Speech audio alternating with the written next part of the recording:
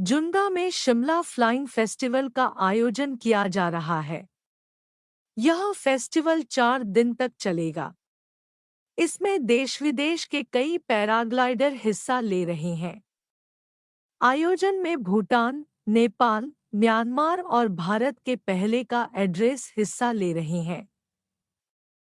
कार्यक्रम की शुरुआत हिमाचल प्रदेश के मुख्यमंत्री सुखविंदर सिंह सुक्खू ने की। शिमला में पहली बार इस तरह के फेस्टिवल का आयोजन किया जा रहा है। शिमला फ्लाइंग फेस्टिवल में जीत हासिल करने वाले प्रतिभागी को 2 लाख का इनाम मिलेगा। दूसरे नंबर पर रहने वाले प्रतिभागी को 1.5 लाख और तीसरे नंबर पर प्रतिभागी को 1 लाख का इनाम रखा गया है। शिमला फ्लाइंग फेस्टिवल के अलावा यहां हिमाचली धाम का भी विशेष आयोजन किया गया है। इससे हिमाचल प्रदेश की परंपरा और खानपान को आगे बढ़ाने में मदद मिलेगी। हिमाचल प्रदेश में बीते दिनों भारी बारिश की वजह से डिरेल हुए पर्यटन कारोबार को भी वापस पटरी में लाने के लिए यह फ्लाइंग फेस्टिवल अहम भूमिका निभाएगा। वहीं हिमाचल पर्यटन विकास निगम के निदेशक अमित कश्यप ने कहा कि शिमला फ्लाइंग फेस्टिवल से प्रदेश में प्रभावित हुए पर्यटन कारोबार को गति मिलेगी। उन्होंने कहा कि इस तरह के कार्यक्रम हिमाचल प्रदेश में पर्यटन पर बढ़ावा देने के लिए कारगर होते हैं। उन्होंने कहा कि जुलाई और अगस्त के महीने में हुई बारिश की वजह से पर्यटन कारोबार बुरी तरह प्रभावित हुआ है। अब प्रदेश में पर्यटन कारोबार दोबारा पटरी पर लौट रहा है। शिमला फ्लाइंग फेस्टिवल में हिस्सा लेने वाले प्रतिभागियों ने आयोजित प्रतियोगिता को अलग करार दिया। उन्होंने कहा कि खूबसूरत वादियों के बीच पैराग्लाइडिंग करना अनूठा अनुभव है। इस तरह के आयोजन से हिमाचल प्रदेश में पर्यटन कारोबार को बढ़ावा मिलेगा। साथ ही इलाके के लोगों के लिए भी स्वरोजगार के अवसर पैदा होंगे। स्टेट्स में इससे भी ज़्यादा प्यूनिटिव है, हमने तो फिर भी कम रखा है। सर, वर्कलोड के हिसाब से स्टाफ की कमी की भी बात आ रही है। अभी अगर स्टाफ का पोजीशन देखा जाए तो मेरे पास इस समय जो है पटवारी के जो है बहुत ज़्यादा पद खाली नहीं है, परंतु रिटायरमेंट होता है, प्रमोशन होता है, उससे खाली हो जाता है। इसलिए अभी 800 पटवारियों के ट्रेनिंग के लिए हमें जो है मंजूरी मिल गई है। पिछली सरकार को चाहिए था टाइम से पटवारियों का जो है ये ट्रेनिंग शुरू करते। अब पटवारी एक दिन में तो तैयार नहीं होंगे, 2 साल की ट्रेनिंग है, तो 2 साल में गैप तो हो गया होगा। पटवारी ट्रेनिंग होके ही आएंगे तभी पटवारी लगेंगे, और कानून डायरेक्ट लगते नहीं है, ये पटवारी से जो है प्रमोशन पे होता है। तो हमारे पास अभी जो है कोई 170-80 कानून की कमी है, पर हम जो है पटवारियों को रिलैक्सेशन देकर उनको जो है कानून बनाने की भी जो है विचाराधीन है हमारे उसमें। तो हम इनकी जो समस्या है उससे हम वाकिफ हैं और इनके साथ मिलकर ही हमने काम करना है। जब तक सर ये न्यू रिक्रूटमेंट नहीं होती है तब तक क्या जो भी है उनको भी थोड़ी रिलैक्सेशन मिलेगी? क्योंकि बिल्कुल, हमने जो आपको कहा है कि हम कानून बनाएंगे, कुछ रिलैक्सेशन देकर बनाएंगे, और जो भी हमें करना पड़ेगा बीच में स्टॉप गैप अरेंजमेंट करेंगे हम, पर हम जो है ट्रेनिंग को जो है तेजी से शुरू करेंगे। सर, एक सवाल है, जो आपने बीते कर एसओपी भी जारी हो गई है, जो राहत विशेष राहत पैकेज जारी किया है, ऐसी खबरें आ रही सर कि जो जिनके मकान एनक्रोचमेंट में थे उनके लिए भी प्रावधान रहेगा, और दूसरा क्योंकि शिमला शहर की बात करें तो मिक्सी के लिए भी यहाँ कुछ कंडीशन है मिनिमम लैंड रिक्वायरमेंट की, वो कैसे पूरी करेंगे और लैंड बैंक का कैसे किया सकते हैं? इसमें ये ठीक है कि सरकार ने कल जो फैसला लिया है उसमें जो 3 बिस्वा और 2 बिस्वा में काफ़ी शर्तें थी, जैसे इनकम का शर्त था, वो सारे शर्तें हटा दी है। अब जो आपदा के समय जिनका मकान क्षतिग्रस्त हुआ है उसमें कोई इनकम का क्राइटेरिया नहीं रखा है। जिसका भी मकान गया है उसको अगर सरकारी जगह अवेलेबल है तो 3 बिस्वा ग्रामीण क्षेत्र में और 2 बिस्वा शहरी क्षेत्र में देने का प्रावधान किया। ये ठीक है कि बहुत सारे ज़िले ऐसे हैं जहाँ पर एलोटेबल जो पूर्व में सरकारी भूमि नहीं है, क्योंकि ज़्यादातर भूमि जो है हमारे फॉरेस्ट की है। तो उसके बारे में केंद्र सरकार को भी हमने लिखा है कि वह किस तरह से एफसीआई में जो है बाढ़ पीड़ित लोगों को राहत मिल सके। अब केंद्र सरकार से मामला उठाया हुआ है, एनक्रोचमेंट वाला भी है, उसके बारे में भी विचार कर रहे हैं कि कैसे उनको राहत दिया जा सके। उन लोगों तक राशि नहीं पहुंची है, बहुत ऐसी जगह से कुछ आ रहे हैं, क्या और उसमें एक सवाल यही है सर कि क्या उन पर कार्रवाई होगी, क्योंकि बहुत सारे जनरल लोग भी आपके पास भी आ रहे हैं। ऐसा जनरल ये बोलना भी गलत है कि जो प्रभावित है उनको नहीं मिल रहा है। मुझे जो है एक आध कोई कहीं किसी से शिकायत मिली है, तुरंत हमने इंक्वायरी बिठाई है, परंतु बाय एंड लार्ज अभी तक कोई ऐसा शिकायत कहीं नहीं मिला है कि जो अफेक्टेड लोग हैं उनको नहीं मिला है। क्योंकि ज़्यादातर इलाकों में तो हमारे मंत्रीगण, हमारे विधायकगण सब जो है मौके पे जाकर उन्होंने राहत कार्यों में हाथ बटाया है, और ये जो है जो प्रभावित थे वो उनको छूटे ना उसकी पूरी कोशिश की है। और हमारा जो सरकार का ये भी है कि कोई व्यक्ति जो पीड़ित है वो छूटना नहीं चाहिए, गलत आदमी को मिलना नहीं चाहिए। अगर आप कोई सूचना देंगे तुरंत कार्रवाई करेंगे।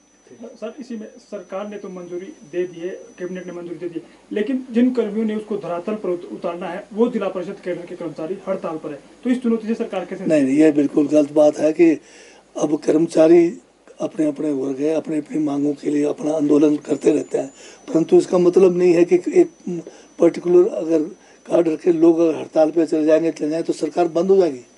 हमने जो फैसला लिया है उसको हम धरातल पर उतार के रहेंगे और उतारना शुरू भी किया। ट्राइबल एडवाइजरी काउंसिल के हमारे पटवारी और कानगो संघ के अध्यक्ष व उनके पदाधिकारीगण जो है मुझे मिले हैं, इनकी विभिन्न मांगों को लेकर इन्होंने एक ज्ञापन भी दिया है। इसमें मुख्यतः जो है एक जो अभी हाल में लैंड रेवेन्यू एक्ट में जो संशोधन हुआ है उसको लेकर इनकी कुछ जो है समस्याएं हैं, कुछ शंकाएं भी है। इस बारे में मैं इतना कहना चाहता हूं कि इनसे काफ़ी हमने जो है विचार विमर्श किया है और हमने इनको आश्वासन दिया है कि जो हमने इसमें एक समय सीमा चाहे डिमार्केशन का है, म्यूटेशन का है, तकसीम का है, वो निर्धारित किया है, और उस समय सीमा में अगर कार्य पूर्ण नहीं होता है तो उसमें जो नया संशोधन हुआ है, जो बिल हमने विधानसभा में पास किया है, उसमें ये प्रावधान किया है कि अगर समय सीमा के बाद जो अतिरिक्त समय देने के बावजूद भी अगर कोई अधिकारी अपने लेवल पर किसी भी जो म्यूटेशन, डिमार्केशन, तकसीमों में अगर वो देरी विलम्ब करते हैं तो उनके खिलाफ जो है विभागीय कार्रवाई करने का प्रावधान किया है। तो ये जो बात को लेकर ये जो इनकी आकांक्षाएं हैं या जो इनकी जो एक समस्या सोच रहे हैं, उस पर मैं इनको ये विश्वास दिला रहा हूँ कि हमारा जो ये जो संशोधन है ये किसी अधिकारी कर्मचारी को बेवजह तंग करने का नहीं है। हमारा मेन उद्देश्य है कि हम सब ने मिलकर जो है जनता को जो है उनको समय सीमा पर उनको सेवाएं देना है। तो इसमें जो भी इनको लग रहा है कि कोई इसमें जो है इनके साथ कहीं बाद में काम अगर टाइम पे ना हो तो इनके खिलाफ कार्रवाई होगी, उस बारे में हम दोबारा से इनके साथ बातचीत करेंगे। और ये भी हमारी तरफ से इनको आश्वासन है कि नाजायज़ किसी को तंग करने का इस संशोधन में कोई प्रावधान ऐसा नहीं है। और दूसरी बात जो ये चाह रहे हैं कि इनके बारे में जो और इनकी जो कुछ मांगे हैं, कुछ इनकी समस्याएं हैं, उसके लिए अलग से ये बैठक करना चाहते हैं। तो इनको मैंने ये कहा है कि नवंबर महीने में हम जो है इनके साथ एक जो अलग से बैठक रखेंगे और जो भी इनकी समस्याएं हैं या कुछ नई मांगे हैं उनके बारे में हम जो है विचार विमर्श करेंगे। इन्होंने किस तरह की आशंका जाहिर की है, संशोधन क्या कुछ होने वाला है? वो तो बैठक अभी 2 बजे के बाद है, अब उसके बाद ही बताएंगे क्या कुछ हुआ है। पर इसमें यह है कि जनजातीय सलाहकार परिषद एक अहम परिषद है, ये जो है संवैधानिक परिषद है। पिछली सरकार ने 5 सालों में इस परिषद की केवल 1 बैठक की, जबकि सालाना कम से कम 1 बैठक करने का प्रावधान है। और वो भी जो है जब हमने आंदोलन किया पिछले सरकार के समय, तब जाके इस संवैधानिक जो परिषद की बैठक हुई। तो ये बैठक बहुत ही अहम बैठक है और जनजातीय इलाकों को लेकर ये जो है संवैधानिक एक परिषद है, इसका महत्व बहुत ज़्यादा है। सर, आपदा के दौरान जिनके घर गए हैं सर, ये सोच रहे हैं कि इनके ऊपर घास गिरेगा अगर काम टाइम से ना हो। परंतु इसमें जो है हमारे जो रेवेन्यू के अधिकारी हैं, जिसमें कलेक्टर से लेकर हमारे जितने भी, अगर आप नीचे से चलेंगे तो हमारे जैसे तहसीलदार हैं, उसके बाद सब डिविजनल ऑफिसर्स हैं, फिर हमारा डिस्ट्रिक्ट कलेक्टर है, फिर हमारे रेवेन्यू के ऊपर के अधिकारी हैं, सभी को एक समय सीमा में बांधा गया है। तो इसमें ऐसा नहीं है कि एक ही वर्ग को जो है कोई मुसीबत के पहाड़ गिरेगा। आखिर सबको मिलके काम करना है, और इस काम अगर हम टाइम से करेंगे तो क्यों हमारे ऊपर कोई एक्शन होगा। तो ठीक है कि इनकी भी समस्याएं हैं ग्राउंड लेवल पर। हमारे पास अभी जो है इनके लिए आधुनिक उपकरणों की कमी है, जैसे अभी हमने लैपटॉप दिए हैं, उसमें भी डाटा की कमी है, या जो भी है इनके पास अतिरिक्त इनको बहुत सारे जो राजस्व विभाग के अलावा अलग और काम भी करने पड़ते हैं। परंतु कुल मिलाकर जो है राजस्व विभाग का जो है हमारा एक ऐसा महत्व का विभाग है जिसमें पब्लिक के साथ डायरेक्ट हमारा जो है उनके साथ इंटरेक्शन का भी है, उनकी सेवाएं देना है। अभी देखा होगा कि आपदा के अंदर जो है राजस्व विभाग के कर्मचारियों ने, अधिकारियों ने अहम भूमिका निभाई है, अच्छा काम किया है। उसके लिए मैं जो है इनका धन्यवाद भी करता हूँ, इनको शाबाशी भी देता हूँ। तो कुल मिलाकर हमारा जो है संशोधन जो किया है, कोई इनको किसी तरह से परेशानी में नहीं डालना है। हम सब ने मिलकर जो है जनता को जो है सहयोग करना है, उनको जल्द से जल्द उनको सेवाएं देनी है, और उसमें हम इनका सहयोग की उम्मीद करते हैं, और इनकी जो समस्या है उसको निवारण करना सरकार का दायित्व है। ऑफिसर्स एसोसिएशन की तरफ से भी कोई क्वेरी आई है इस मांग को लेकर? अभी तो हमारे पटवारी और कानून संघ ही आ रहे हैं, अधिकारियों की तरफ से कोई अभी तक कोई ऐसा। तो क्या उसमें जवाबदेही अधिकारियों की सुनिश्चित की गई या छोटे मुलाजिमों की संशोधन कानून में की? क्योंकि आपने लगातार विधानसभा में ये कहा था कि हजारों मसले रेवेन्यू जुड़े लंबित है, उनका निपटारा करने के लिए। तो कहीं ऐसी आशंका इनकी सही तो नहीं है कि छोटे कर्मचारियों पर गाज गिरेगी और बड़े अधिकारी मौज करेंगे? और दूसरा ये कि सर अर्बन जो क्षेत्र है वहाँ बहुत ज्यादा वर्कलोड है, आप जानते हैं, तो उसको कैसे देखेंगे? अभी जो है बिल जो है विधानसभा से पास हुआ है, उसके बाद उसके इम्प्लीमेंटेशन के लिए रूल्स में भी संशोधन होना है, और जो समस्याओं का इन्होंने जिक्र किया है हमारे संघ में, उसके ऊपर भी हम गहन विचार करेंगे। और ये नहीं है कि सिर्फ छोटे जो है कर्मचारी ही नपे जाएंगे, इसमें मेन तो जो है जिम्मेवारी, डिमार्केशन की जिम्मेवारी तहसीलदार की है, म्यूटेशन की जिम्मेवारी भी तहसीलदार लेवल पर है, तकसीम की भी उनकी है, परंतु निचले लेवल पर भी जो है डिमार्केशन में अहम भूमिका जो है, और तकसीम में है, म्यूटेशन में है, कानगो और पटवारी का है। तो ये सारी बातें जो है इस पे गहन विचार विमर्श करने के बाद ही फैसला लिया गया है। अगर इसमें इम्प्लीमेंटेशन में कहीं कोई दिक्कत आएगी तो हम हमेशा इनके साथ विचार विमर्श करने के लिए तैयार हैं, इनकी समस्याओं को सुनकर उसका निवारण करेंगे। हुआ है हमारा जो लैंड रेवेन्यू में, उसमें जो अंग्रेजी में तो बिल्कुल ठीक आया है, पर अंग्रेजी से जो हिंदी का वर्जन हुआ है उसमें एक शब्द जो है गलत उसका जो है अनुवाद हुआ है, जिसके लिए मैं उसको अफसोस जारी करता हूँ। और मैंने जो है तुरंत उस जो शब्द को जो गलत जो उसका अनुवाद हुआ है उसको ठीक करने का आदेश दे दिया। क्या गलत है सर? उसमें ये था कि मतलब जैसे अंग्रेजी में है कि अगर जो कर्मचारी अपने कर्तव्य से मतलब या समय सीमा पे काम नहीं करेगा, जो ईयरिंग है, ईयरिंग को उन्होंने कर दिया कि वो भ्रष्ट लिख दिया उसको, ये गलत है।